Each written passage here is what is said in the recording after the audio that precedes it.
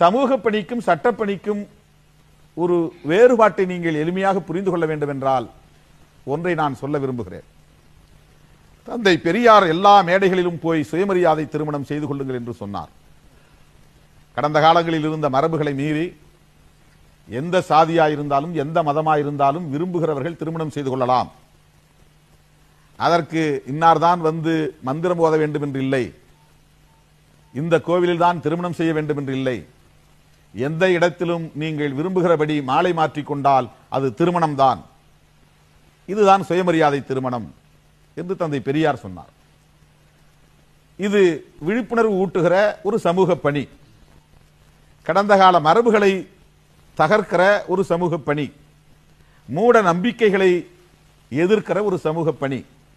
ஆனால் இது எப்போது சட்டப்பணி ஆகிறது என்றால், முதலமைச்சரானதும் பேரறிஞர் அண்ணா அவர்கள் சுயமரியாதை திருமணமும் செல்லும் என்று சட்டமாக்கினார்.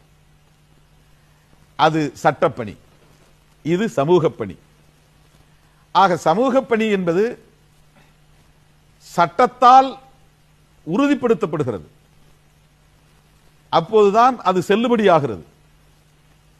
ஆகவே புரட்சியாளர் அம்பேத்கர் அவர்களும் சமூக சீர்திருத்தங்கள் இந்த மண்ணில் உருவாக வேண்டும், நீண்ட நெடுங்காலமாக தலைமுறை தலைமுறையாக ஆயிரக்கணக்கான ஆண்டுகளாக புறையோடி கிடக்கிற மூட பழக்க வழக்கங்களை எல்லாம் தகர்த்தெறிய வேண்டும், மரபுகளை எல்லாம் தகர்த்தெறிய வேண்டும் என்று அவர் பகுத்தறிவு கருத்துக்களை பிரச்சாரம் செய்தார்.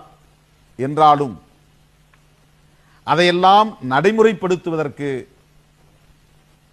எப்போது முடியும் என்றால் அது சட்டத்தால் தான் முடியும் என்கிற ஒரு நிலை வருகிற போது சட்டப்பணியை ஆற்றி புரட்சியாளர் அம்பேத்கர் அவர்கள் அதை உறுதிப்படுத்தினார்.